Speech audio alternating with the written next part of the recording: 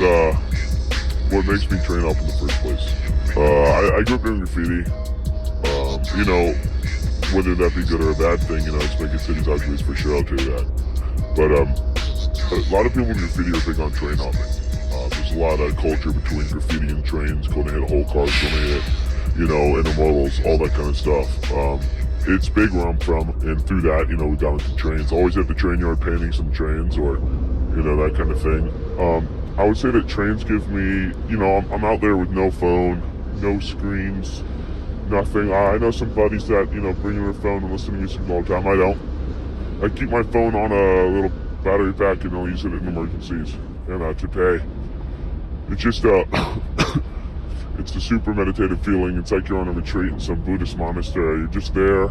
You don't have anything to do all day or all week or all month except to just sit and stare at nature and just enjoy your life. And you really connect with your, you know, with yourself and who you are.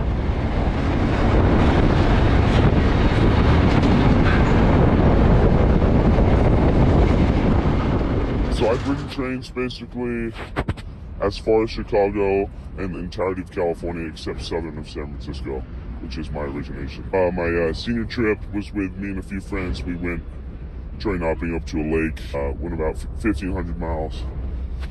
Third trip was that Chicago trip. Fourth trip, fifth trip, sixth trip are just blurs at this point. I actually, the craziest story that happened to me was I was riding over Donner Pass.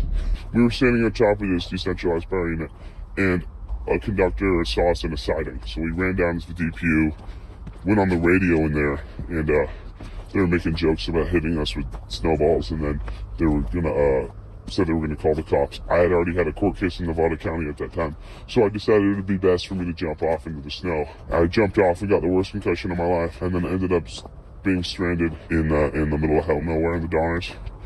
So we hiked 3 miles through about 6 feet deep snow. It was about 18 degrees, and I slept in one of these salt rooms while my friend hopped in a tow truck that tows semi-trucks, who drove him all the way down to Roseville, California, got his car, drove back and picked me up.